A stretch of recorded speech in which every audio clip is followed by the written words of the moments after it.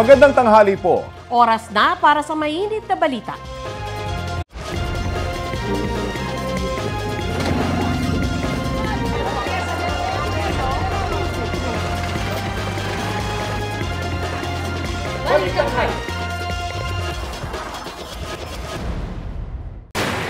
Matinding pinsala ang tinamo ng harapan ng barko ng China Coast Guard matapos itong makabanggaan ng barko ng People's Liberation Army Navy habang agresibong hinahabol ang barko ng Pilipinas malapit sa Baho de Masinloc. Personal ko po nasaksihan ang habulan habang sakay ng BRP Suluan. Ilang beses din binuntutan at ni-radio challenge ng China ang mga barko naman ng BFAR na papunta rin sa Baho de Masinloc para tulungan ang mga mangingisdang Pinoy roon. Narito po ang aking report. Sa gitna ng paghabol sa barko ng Pilipinas na BRP Suluan,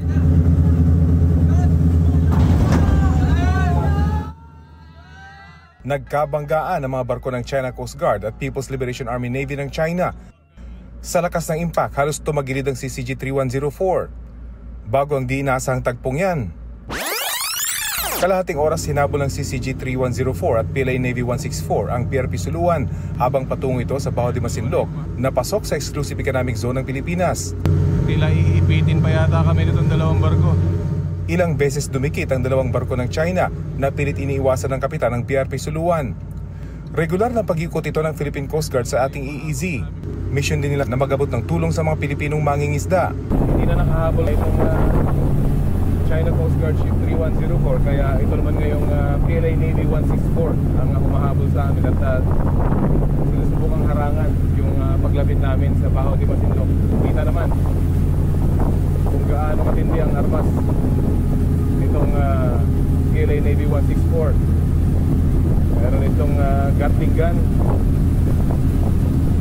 at meron itong kanyon sa harap. Nang hindi maharangan ng BRP Suluan, nagbukas na ng water cannon ng Coast Guard ship ng China habang pilit kaming hinahabol.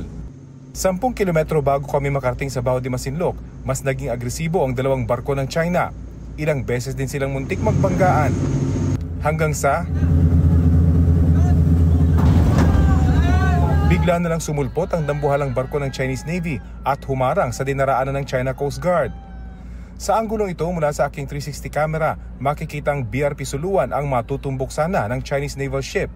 Mabilis lang nakalagpas ang barko ng Philippine Coast Guard, kaya mga barko ng China ang nagbanggaan. There was a miscalculation on the part of the PLA Navy when it did a very sharp turn. Siya yung bumangga, no, sa China Coast Guard vessel. Wasak ang nguso ng CCG-3104. Hindi pa tiyak kung may nasaktan mula sa mga nagbanggaang barko. Ang PCG niradyohan naman ng China Coast Guard para tumulong. This is BRP Suluan 4406. This is the Philippine Coast Guard vessel. Should you need any assistance, we have medical personnel on board. Hindi sumagot ang barko ng China Coast Guard. Habang ang PLA Navy 164 lalo naging agresibo sa paghabol. Ilang beses nitong pilit inabot ang likurang bahagi ng BRP Suluan at nagmamaniobrang tila mambabangga. Palayo na kami sa bahagi ng Baho de Masinloc at papunta na sa direksyon ng Zambales. Pero talagang mabilis pa rin yung takbo nitong PLA Navy at pilit kaming hinahabol. Bumagal din kalaunan ng takbo ng Chinese Navy. Dito na nakita ng kapitan ng BRP Suluan na tinamaan din pala ang barko ng Pilipinas. Bumaluktot ang flagpole ng BRP Suluan matapos dumikit at bumangga rin dito ang barko ng PLA Navy nang magkabanggaan sila ng China Coast Guard. Kalaunan, tumigil na rin sa paghabol ang PLA Navy habang palayo na kami sa Baho de Masinloc. Ang mga sasakyang pandagat ng Bureau of Fisheries and Aquatic Resources nakaranas din ng pangaharas. Hindi bababa sa 25 barko ng China Coast Guard at Chinese maritime vessel ang nakapalibot sa Baho de Masinloc. Nag-radio challenge pa ang China na sinagot din ng BFAR. This is China Coast Guard 4406. We are conducting a water patrol in accordance with the law in the waters of Huangya Island of the People's Republic of China. Agad ding sumagot ang BFAR. You must take leave of our route and are reminded of your obligation for safe conduct by the 1972 International Regulation Preventing Collision at Sea and the 1982 United Nations Convention on the Law of the Sea. Nag-shadowing ang China Coast Guard Vessel 3306 sa gilid ng Multi-Mission Offshore Vessel o MMOV na Dato Bangkaya. Sa di kalayuan, binugahan na rin ng tubig ng CCG ang isa pang partner MMOV ng BFAR na Dato Sumkat. Maya-maya, nagtangka na rin silang i-water cannon ng Dato Bangkaya. Hinarangan at sinundan din ng China Coast Guard ang BFAR vessel lalo nung lumapit sa Baho de Masinloc. Sa kabila ng naranasang pangaharas, idiniretso ng BFAR at Philippine Coast Guard ang Kadiwa Mission. Tinagpo nila ang mga mangingisda sa palibot ng Baho de Masinloc para mamahagi ng bigas, tubig inumin, grocery packs, gamot at diesel. Napakalaking tulong po nito sa amin dahil po sa magkakaroon po kami ng kaunting bawas na gasto sa aming bangka. Hindi po kami makakilos na malayang maigi at gawa ng nandyan nga po sila parang harang. Kaya hindi po kami makakilos masyado. Rafi Tima nagbabalita para sa GMA Integrated News. Pilipinas ang sinisisi ng China kung bakit daw nagkakatensyon sa West Philippine Sea. Kasunod ng panibagong insidente roon kahapon, sinabi ng China Coast Guard o CCG na mga barko ng Pilipinas daw ang nanghimasok. Ayon pa sa tagapagsalita ng CCG, ipagpapatuloy nila ang pagpoprotekta sa kanilang karapatan at maritime interests sa tinatawag nilang Huangyan Dao. Sinigundahan naman yan ng Chinese Foreign Ministry. Lehitimo at naaayon-an nila sa batas ang kanilang ginawa para ipagtanggol ang kanilang territorial sovereignty. Ang mismong ugat daw ng tensyon ay ang anilay sinasadya at mapang-udyok ng mga aktibidad ng Pilipinas. Hinimok nila ang Pilipinas na tigilan na ito at huwag nang labanan ng pagprotekta ng China sa anilay kanilang karapatan at interes. Hindi naman nabanggit ng mga opisyal ng China ang bangga ng dalawa nilang barko na nakunan ng video. Batay sa United Nations Convention on the Law of the Seas o UNCLOS, pasok sa Exclusive Economic Zone ng Pilipinas ang lugar kung saan nangyari ang paghabol at pag-water cannon ng mga barko ng China sa mga barko ng Pilipinas. Pinalaga naman ng Philippine Coast Guard ang paninisi ng China sa Pilipinas. Hindi raw alam ng PCG o ni PCG Commodore J. Tariela ang basehan para nasabihan ng China. Gayong invalidated na ng 2016 arbitral ruling ang claim ng China sa Baho de Masinloc. They do not have any legal authority to assert whatever claims na sinasabi nila dito. What is clear here, ang mga ganitong dangerous maneuver, reckless na blocking ng PLA Navy at ng Chinese Coast Guard will really lead to incidents kapag ganito ang ginagawa nila sa karagatan.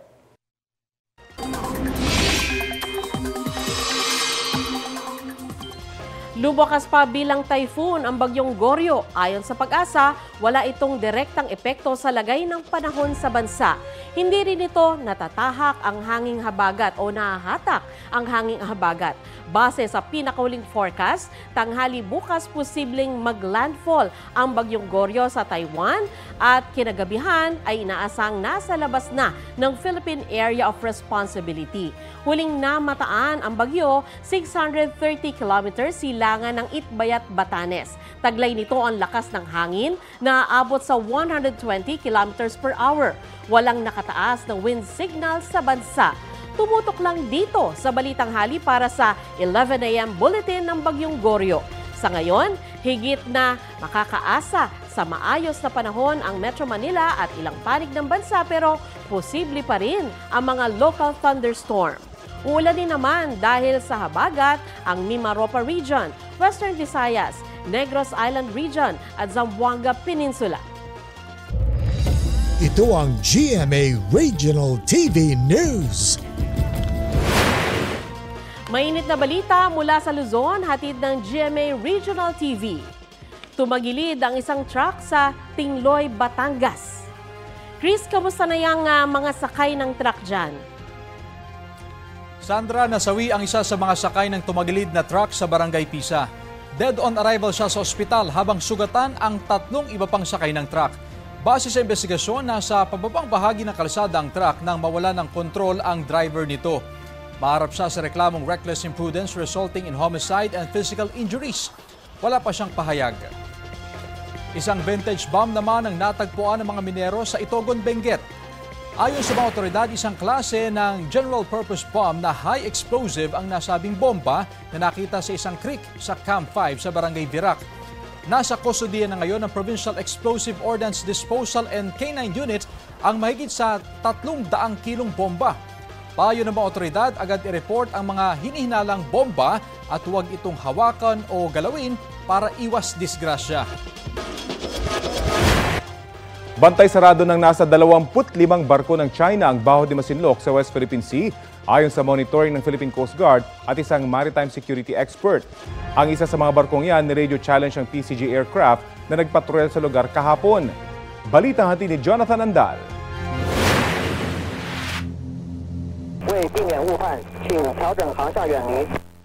Continuous challenge sila. Hindi lang galing sa China Coast Guard ang natanggap naming radio challenge, kundi galing na sa mismong barkong pandigma ng China habang papalapit kami sa Scarborough Shoal. This is Chinese Navy Warship 556 approaching to the China's territorial airspace. Follow your course and keep away to avoid misunderstanding. Pero hindi nagpatinag ang kasama naming mga piloto. This Philippine Coast Guard being an islander, you do not possess any legal authority to patrol within the Philippines Exclusive Economic Zone. Ang misyon ng Philippine Coast Guard magpatrolya sa Baho de Masinloc o Scarborough Shoal.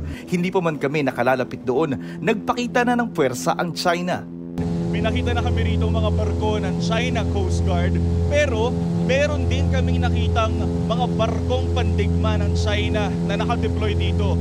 Sa atin naman, sa Pilipinas, meron tayong barko ng Philippine Coast Guard na nandito. Maya-maya pa, may lumilipad na ring chopper mula sa panig ng China. May chopper, sir. May chopper na lumilipad dito. Mukhang galing doon sa barkong pandigma ng China.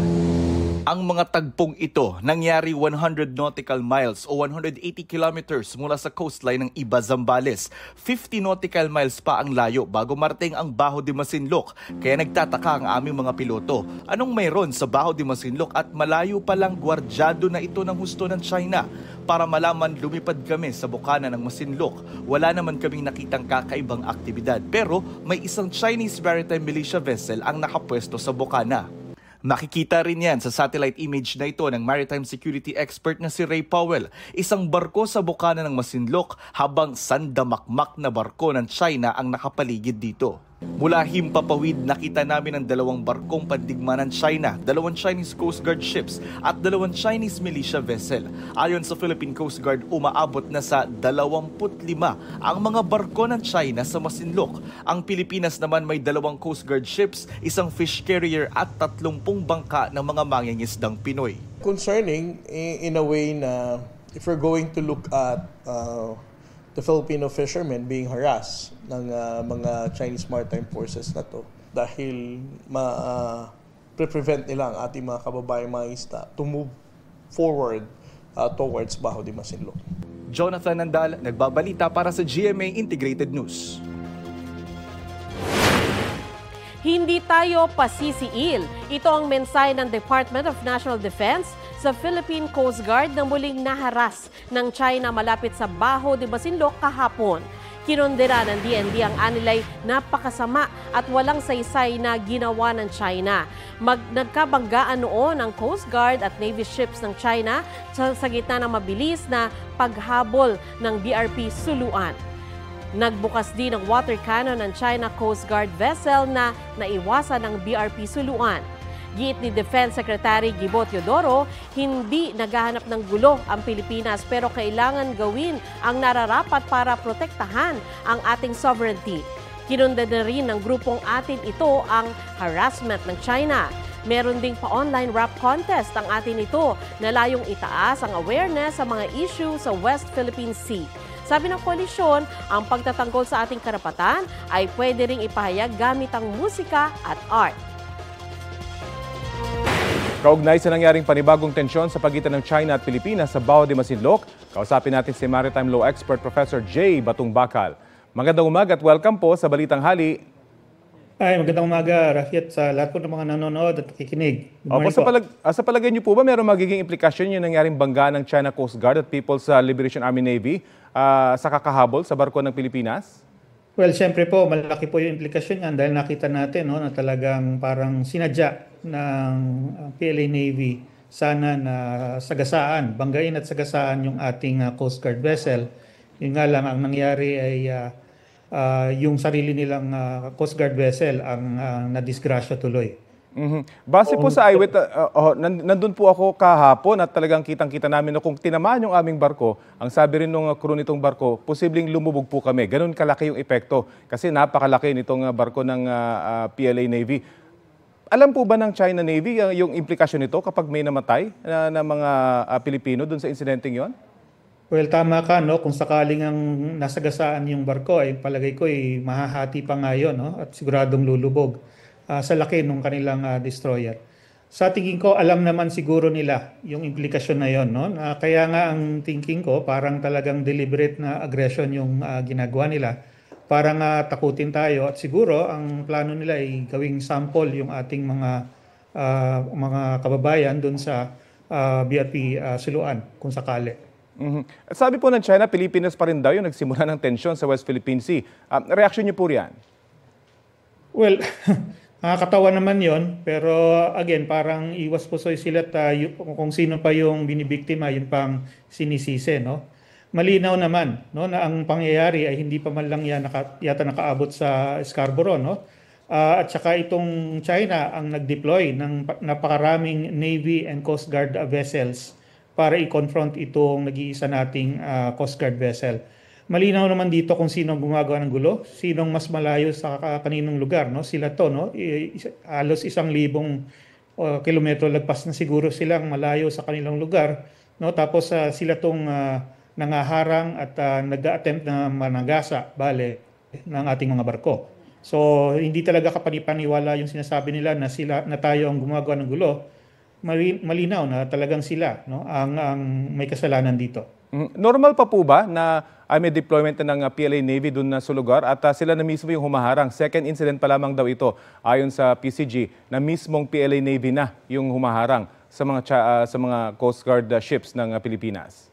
Well, ito nga ay parang bagong development. Titignan natin kung magiging regular at permanent yan, no, yung presence ng PLA Navy. Dati hindi naman sila nakikisaw-saw dyan sa mga maniobra laban sa Philippine Coast Guard, no? Pero ito nga yung first na nakita natin na disaster pa ang nangyari, no, para sa kanila nung nakailam ang PLA Navy. Kung may nangyari po doon sa barko ng Pilipinas at may na-injure, ano po magiging implikasyon nito overall dyan sa issue sa West Philippine Sea? Well, I think malinaw na tinetesting nila yung sinabi ni President Marcos kung maalala ninyo na pag may namatayan, no, pag tayo namatayan diyan, no, ay ma-activate yung ating Mutual Defense Treaty, no. Isa 'yon sa mga malamang tinitingnan nila kung totoo nga, no, tinetesting nila. Pero pangalawa pa, siguro ang mas malaki pang intention nila ay talagang takutin tayo, no? Dahil nga kung sakaling may napatay silang mga Pilipino, sa tingin nila ay aatras tayo at hindi na tayo lalapit diyan, no? So yun siguro nakikita natin in any case, no, nagiging agresibo talaga ang China, no? Talagang gumagamit ng dahas at mayroon ngang intensyon, no? Talaga na tayo bigyan ng kapahamakan dito sa Baho de Masinloc. Satisfied naman po kayo sa ginagawa ngayon ng gobyerno ng Pilipinas at ng PCG o meron pang kailangan gawin patungkol dito sa issue sa West Philippine Sea? Well, so far naman satisfied po tayo, no, na tama naman yung ginagawa natin na ina-assert lang natin yung ating karapatan. Mapayapa naman yung ginagawa natin, no? Hindi tayo nang babangga, hindi tayo nagbabanta sa pamagitan ng mga kanyon o mga water cannon at iba pang paraan, no? So tama lang po 'yon. Yung sa latest lang na pangyayari dahil nakita nga natin na nagiging agresibo na, no? At mukhang may tangka talaga ang China na makapatay siguro at makapagpalubog ng mga barko natin. Bilang sample, bilang halimbawa, no? Ito siguro dapat natin ngayong pag-isipan at paghandaan, no? At isipin ano magiging hakbang natin dahil dito nga sa pangyayari na ito. Kapansin-pansin din po na hindi na-mention itong bangga ng kanilang dalawang barko sa kanilang mga press statements. I might be wrong, pero doon sa initial wala pong naging statement yung China tungkol sa bangga ng kanilang dalawang barko. Sa tingin niyo po ba mas magiging agresibo pa sila dahil sa nangyaring ito? Maaari, no? Maaari silang maging mas agresibo kahit nakita nila yung kapahamakan na dinulot nila sa sarili nila, no? Yung ginagawa nilang nagpapalabas sila ngayon ng mga censored na videos at saka mga pictures na parang kumbaga manipulated ang presentation, no? Parang ano yan parang expected natin yan, no? Dahil sila nga tong lagi nagsasabi tayo daw ang gumagawa ng gulo. Pero isa rin yan sigurong senyales, no, na hindi sila aatras sa ngayon doon sa kanilang mga ginagawa at baka mag-imbento pa ng ibang dahilan para maging mas agresibo. Para lang may konteksto po, hindi lang Pilipinas yung ganitong nakaka-encounter ng PLA Navy at China Coast Guard. I understand sa Argentina may mga ganito rin pong insidente. Ano yung magiging action dito ng China kapag lahat ng mga katunggalin nilang mga bansa ay magiging ganito yung reaction sa kanila? Talagang lalabanan sila dun sa mga encounters nila at sea. Well, siyempre sila yung mahihirapan, no? Again, sila yung mismo ang nagdudulot ng kapahamakan sa sarili nilang mga polisiya, no? Sa sarili nilang image, no? Kaya nga siguro mag-aarangkada yung kanilang propaganda machinery para palabasin na naman na tayo na naman may kasalanan dito. Pero tayo dapat, mga Pilipino dito at sa buong mundo, dapat ay patuloy nating ipakita na kung sino talaga may kasalanan dyan, no? At i-spread talaga natin itong mga video na ito para ang mga tao mismo makikita nila sarili lang mata kung anong nangyari at hindi mapalabas na tayo na naman may kasalanan, no? Talaga para maging klaro kung sino ang agresibo dito at sinong dapat mag-back down sa kanilang mga ginagawa. Panghuli lang po at very quickly, ang sinasabi kasi audience, local audience, yung gustong ma-please nitong China dahil yung buong mundo naman ay alam na kung ano talaga yung narrative dyan sa West Philippine Sea. Ganito rin po ba ang inyong pakiwari? Tingin ko ganun din, no? Dahil ang Communist Party, syempre, worried yan na kung sila makita sila ng mga tao nila na ayan, palpak naman, no? Ang operation.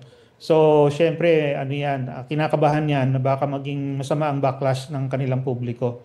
Pero tayo nga, dapat ipakita rin natin to sa buong mundo, no? At unahan din natin sila, no, sa pagpapakita at pagpaliwanag kung ano talagang nangyari dyan sa lugar na yan para hindi naman tayo nga ma-pressure, no? At hindi tayo sumuko dun sa kanilang pag-aangkin at pananakop sa ating mga katubigan. Maraming salamat po sa oras na binahagi nyo sa Balitang Hali. Welcome, Rafi, at magandang umaga uli sa lahat. Maritime Law Expert Professor J. Batong Bakal.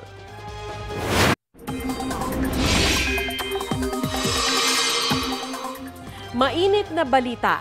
Isinailalim na sa Tropical Cyclone Wind Signal number 1 ang Batanes dahil sa Typhoon Goryo. Sa loob ng susunod na 1.5 araw, asahan sa nasabing probinsya ang malalakas na ulan na may pagbugso ng hangin. Base sa 11 a.m. bulletin ng Pag-asa, namataan ng bagyo 560 kilometers silangan ng Itbayat, Batanes. Taglay pa rin ito ang lakas ng hangin na aabot sa 120 kilometers per hour. Malinis na ang bukana ng ilang istasyon ng tren matapos masita ng Department of Transportation ang mga illegal vendor kahapon. Kasabay naman ang pagsisimula ng konstruksyon ng North-South Commuter Railway Project, ilang tindahan din ang kailangan tanggalin. May ulat on the spot si Joseph Morong. Joseph? Yes, Sandra, magsisimula na ngayong araw ang konstruksyon ng bahagi ng North-South Commuter Railway Project o NSCR mula sa mga panulukan ng Solis hanggang Blumentritt sa Maynila. Ito ay matapos ang 2 taong pagkakatala ng segment na ito dahil sa mga right-of-way issues. Pero nasolusyonan na yan ng DOTR kasama ng lokal na pamahalaan ng Maynila at kanina nga in-inspeksyon ni Manila City Mayor Isko Moreno at Department of Transportation Secretary Vince Dizon ang tatayuan ng elevated na segment ng NSCR bilang paghahanda sa konstruksyon nito. Ayon sa DOTR, meron na lamang silang 17 or 17 na tindahan na kailangan tanggalin at pababayaran ng tinatayang tig 100,000 pesos.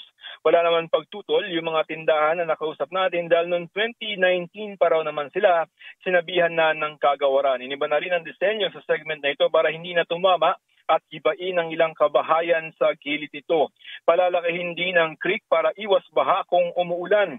Ang pagkakaantala ay dahil sa mga pagbabayad o sa issue ng mga pagbabayad ng mga right-of-way budget na naapektuhan ng 100 bilyong pisong budget cut ng DOTR noong 2025. Kaya nanawagan si Dizon sa Kongreso na pakinggan ang panawagan ang hinanghiling ng Pangulo na bigyang prioridad yung mga malalaking pampublikong infrastruktura tulad ng mga proyekto ng tren at hindi mabawasan ang mga pondo para rito. Samantala, Sandra, inanunsyo ni Dizon na wala na nga yung mga tindahan na inspeksyon niya kahapon sa bukana ng MRT3 at MRT Line 1 sa Maypasay. Tungkol naman, Sandra, dun sa supply ng beef cards na inireklamo ng maraming commuters, hinahanapan na raw ng solusyon ng DOTR at pribadong kumpanya na gumagawa nito para makapagpalabas na ng mga beef cards para sa mga commuters. Sandra? Maraming salamat sa iyo, Joseph Morong. Ito ang GMA Regional TV News. Balita sa Visayas at Mindanao mula sa GMA Regional TV. Patay sa pamamaril ng isang guro sa Balabagan, Lanao del Sur. Ang suspect, estudyante niya. Sara, anong paliwanag ng suspect? Rafi, nagalit umano ang estudyante dahil nakatanggap siya ng bagsak na grado mula sa biktima, kaya hindi siya nakapag-enroll sa grade 12. Ayon sa pulisya, naglalakad ang biktima papasok ng paaralan nang barilin sa ulo noong isang linggo. Matapos ang krimen, nagtago umano ang sospek sa kanyang mga kamag-anak sa bayan ng Marugong. Sumuko siya sa tulong ng kapatid niyang pulis. Nasampahan na ng reklamong murder ang sospek. Hinigpitan na rin ang pagbabantay sa paaralan. Sinusubukan pang makuna ng pahayag ang pamilya ng guro at ang sospek. Sa Bacolod City, kinailangang putulin ang kanang kamay ng isang binatilyo matapos makuryente. Ayon sa kanyang nanay, kasama ng binatilyo ang dalawang iba pa na umakyat sa puno nang aksidente niyang mahawakan ang isang live wire. Sugatan din ang dalawa niyang kasama. Kinumpirma ng Negros Power na kanila ang linyang nahawakan ng bata. Pinutol na nila ang ilang sangang nakasagi sa live wire. Magbibigay ng tulong pinansyal ang power distributor sa kaanap ng mga nasugatan. Tiniyak naman ng mga taga-barangay na mahigpit nilang pagbabawalan ang mga bata na umakyat sa puno.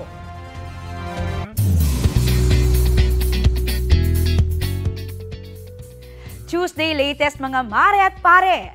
Samot-saring nominations ang nakuha ng mga pelikula ng GMA Pictures sa Filipino Academy of Movie Arts and Sciences of FAMAS. Isa na riyan ang multi-awarded film na Green Bones na may 10 nominations, kabilang ang Best Picture at Best Screenplay. May acting nominations din para kina Dennis Trillo, Ruru Madrid at Alessandra De Rossi. 5 nominations naman ang nakuha ng certified all-time box office hit na Hello Love Again ng GMA Pictures at Star Cinema.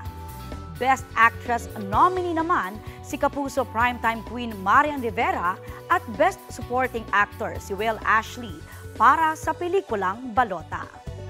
Nominado rin ang Balota sa Best Picture at Best Screenplay category. Best Actor nominee rin si Adamos ng Encantadia Chronicles Sangre, Kelvin Miranda para sa pelikulang Chances Are You and I. At Best Supporting Actor nominee naman si Sid Lucero para sa pelikulang Topak.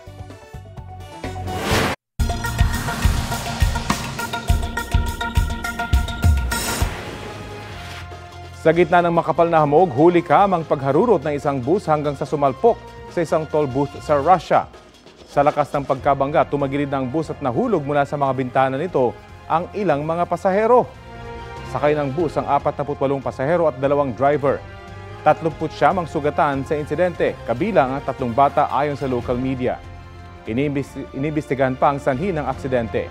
Hinala ng mga pulis, nakatulog ang bus driver. Nabigo naman ang karelyebo niya na makontrol agad ang bus.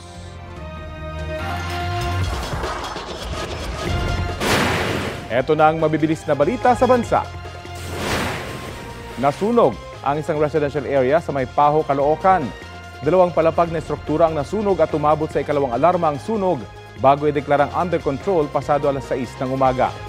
Ilang residente ang lumikas at naghakot ng gamit dahil sa pagkalat ng apoy. Walang naitalang sugatan. Patuloy pa ang investigasyon ukol sa sanhi ng apoy.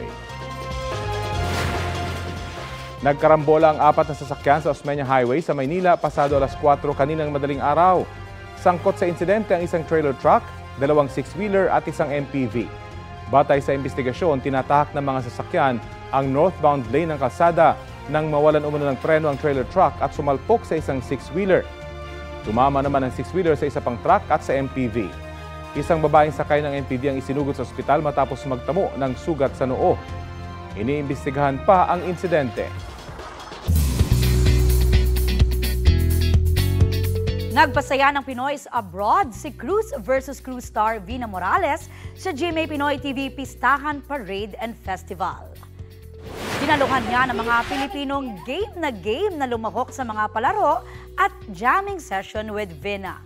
Mayroon ding parada, booths at cultural performances. Sunod namang aabangan si Vina sa Fiesta in America sa New Jersey sa August 17. World-class Filipino dishes ang bumida sa isang international food festival. Kabilang sa mga naghain ng Filipino recipes with a twist, ang ilang award-winning international chefs na may dugong Pinoy. Ang mainit na balita, hatid ni Von Aquino.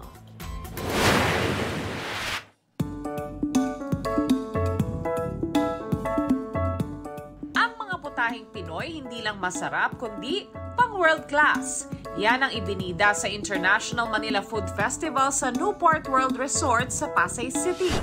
Dito nagsama-sama ang mga award-winning Filipino at Filipino-American chef para itampok ang Filipino cuisine sa sarili nilang cooking style at flavor.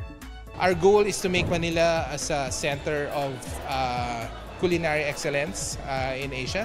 The people fly here, we'll have fun, and we really take Filipino food to the next level. It's bringing chefs from all over the world. We have chefs here that are Filipino from Paris to Seattle to Toronto to Melbourne. It's the first time that I think that we're all convening here in Manila to really honor, discover, and innovate Filipino food. Tulad ng seared local scallop na inihanda ng PhilAm na two-time James Beard finalist para sa Best Chef California na si Tara Luansing Monsod mula San Diego, California. Mayroon itong corn ginataan, lemon at Thai basil. Corn is very popular in the States and it's very popular here. Growing up in America, we ate cream corn, which is like, you know, very classic America. And I love a dish that my mom makes, which is ginataan. So I basically took those two ideas and combined it together.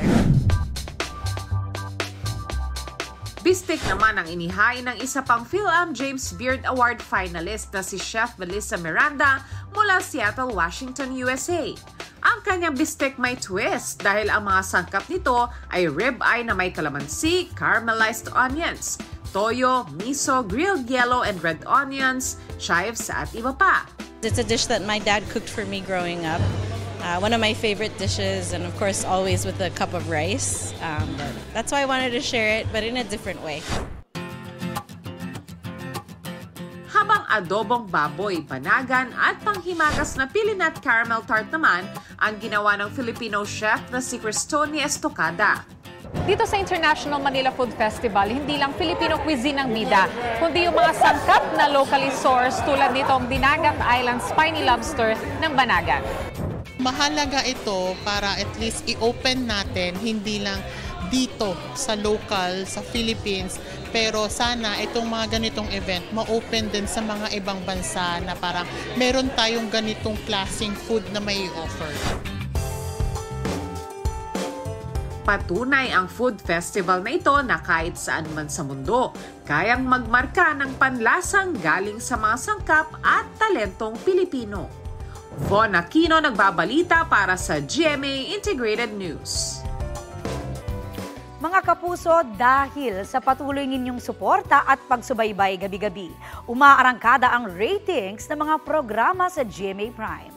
Batay sa aggregate o pinagsama-samang ratings na naitala ng Nielsen TV Audience Measurement, ang hit super serye na Encantadia Chronicles Sangre nakakuha ng 11.8% rating sa buong bansa.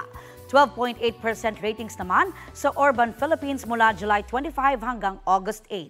Mas mataas kaysa sa 12.2% people rating ng katapat nitong programa sa Urban Philippines.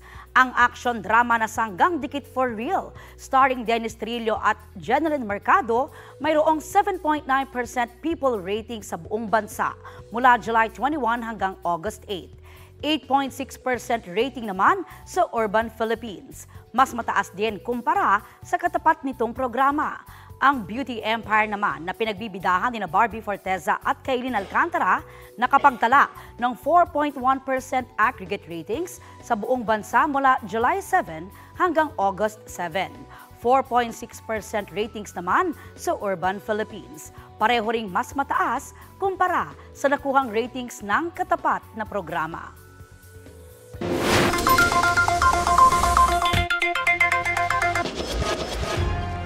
Mainit na balita para sa mga customer ng Meralco, may taas singil po ngayong Agosto. Ayon sa Meralco, halos 63 centavos kada kilowatt hour ang madaragdag ngayong buwan sa inyong electric bill. Katumbas po yan, nagdagdag na 125 pesos sa mga residential customer na kumukonsumo ng 200 kilowatt hours kada buwan. Sabi ng Meralco, ang taas singil ay dahil sa mas mataas na generation charge mula sa mga independent power producer at wholesale electricity spot market o WESM. Ito ang GMA Regional TV News. Isinuko sa mga pulis ng kanyang sariling ina ang isang lalaking 20 anyos dito sa Davao City. Ayon sa pulisya, nakita ng ina ng sospek sa kanyang bag ang isang bloke ng pinatuyong dahon ng marijuana. Nakumpiska ang ilegal na droga na humigit kumulang 1 kilo na may halagang 1.5 million pesos. Batay rin sa nakuhang impormasyon ng mga pulis, sangkot ang lalaki sa ilang krimen sa kanilang lugar.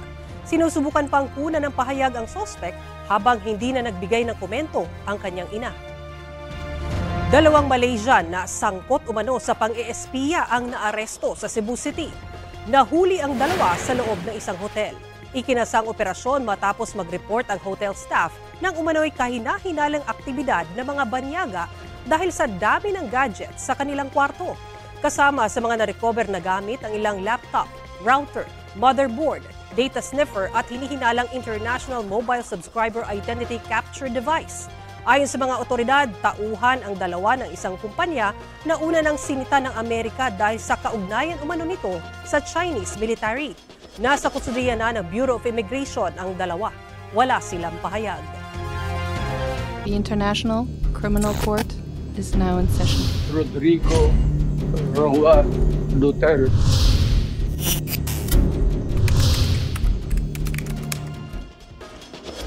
Buo pa rin daw ang tiwala ni Vice President Sara Duterte kay Attorney Nicholas Kaufman, ang lead counsel ni dating Pangulong Rodrigo Duterte para sa kaso niya sa International Criminal Court. Of course, yes. Oo, kasi siya yung pinili ni dating Pangulong Rodrigo Duterte na lawyer. So we only follow kung ano yung choice ng client. As long as nagsabi si dating Pangulong Rodrigo Duterte na yan ang aking mga abogado, susunod kami and mag-cooperate kami kung anong kailangan. Tinanong yan sa bise matapos sabihin ni Kaufman noong nakaraang linggo na si VP Duterte lang ang pwedeng humusga sa kanyang trabaho dahil abogado rin ang bise. Pinuna kasi ni Kaufman ang common law wife ng dating Pangulo na si Hanelet Abansenya na papaano niya madedepensahan si Duterte gayong hindi naman daw niya kilala ang dating presidente. Sinisi rin niya si Kaufman kung bakit sinuspindi ng ICC ang kanyang visitation rights. Tumanggi na magbigay ng komento si Kaufman kaugnay sa suspensyon.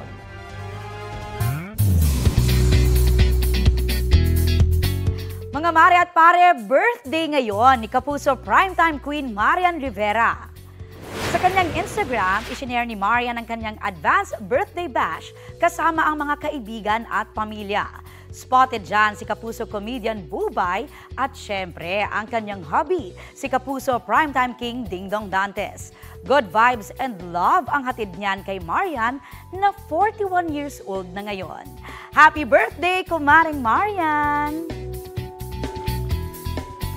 Kinuwestiyon ni Pangulong Bongbong Marcos ang hindi pagtugma ng dami ng flood control project sa mga tinuturing na flood-prone provinces ng bansa.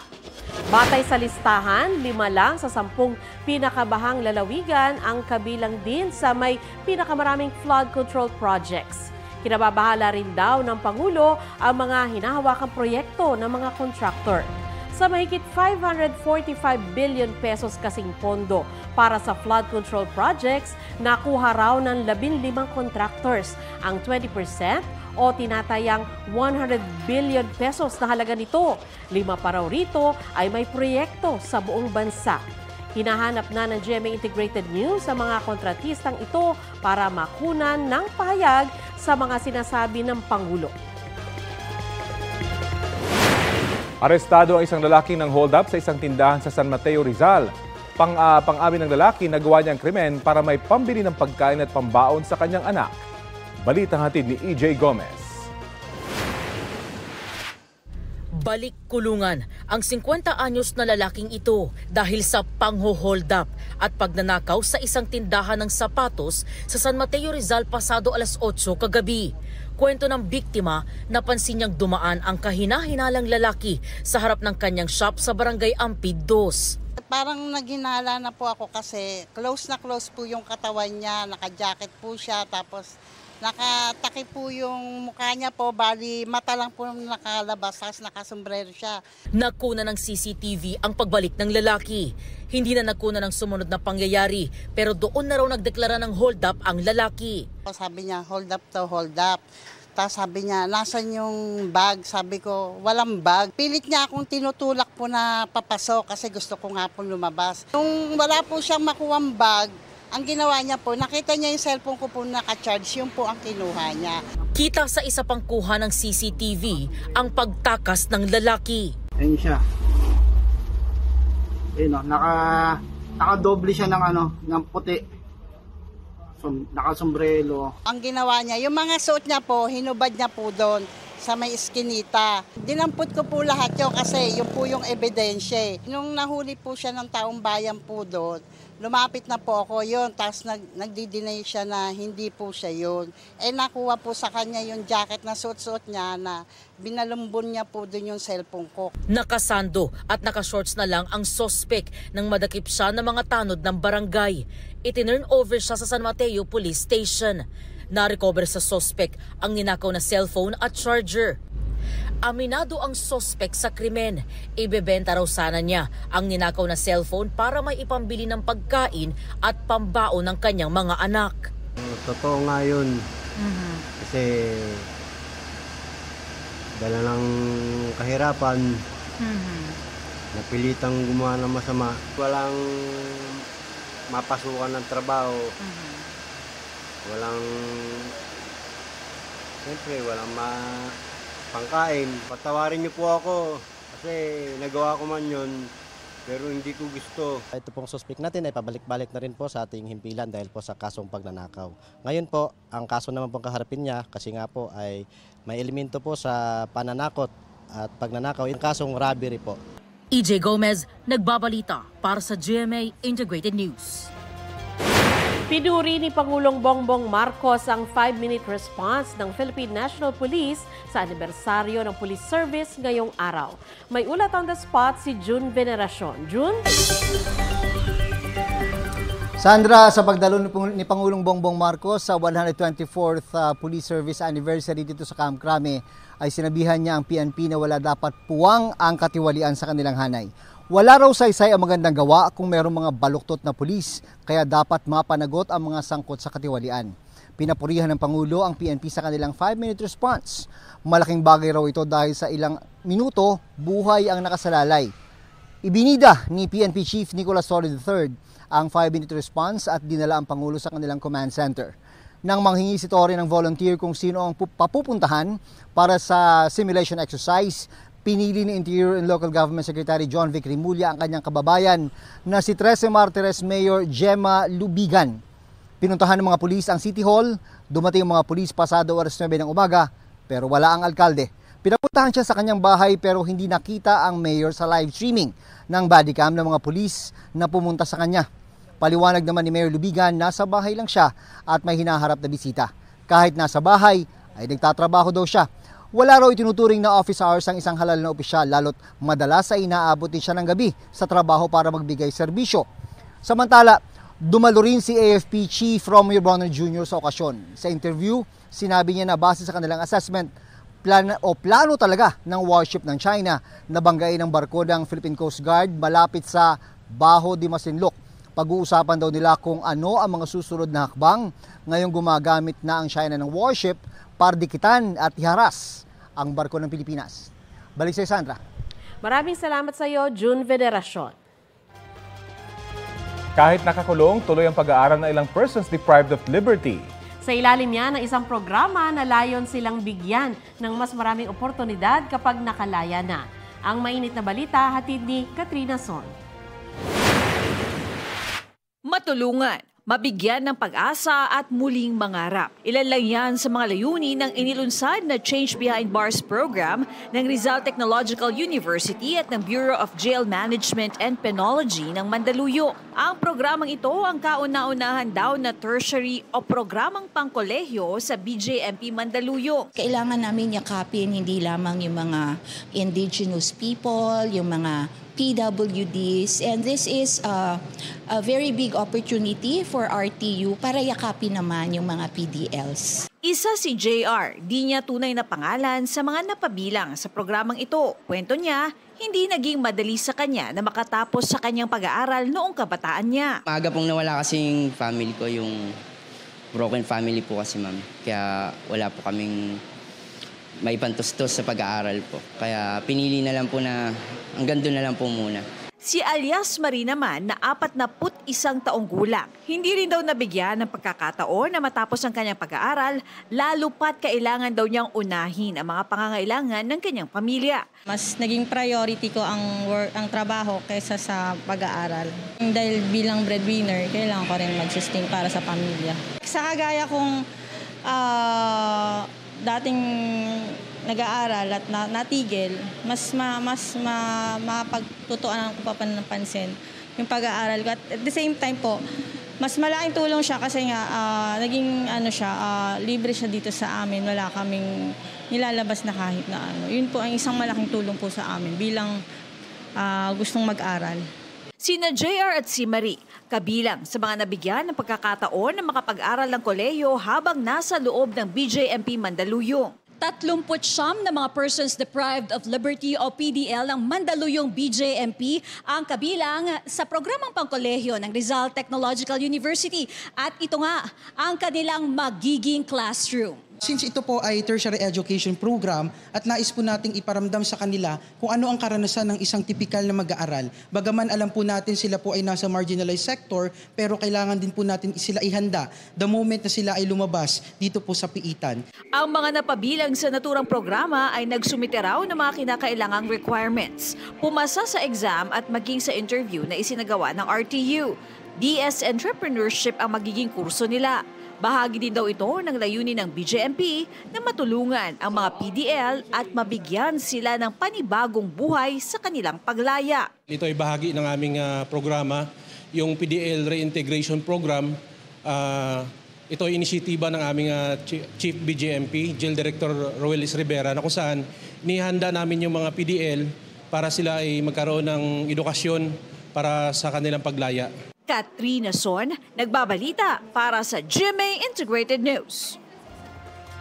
Ito po ang Balitang Hali. Bahagi kami ng mas malaking misyon. Rafi Timo po. Sa ngalan ni Connie Sison, ako po si Sandra Aguinaldo. Kasama niyo rin po ako, Aubrey Carampel. Para sa mas malawak na paglilingkod sa bayan. Mula sa GMA Integrated News, ang News Authority ng Filipino.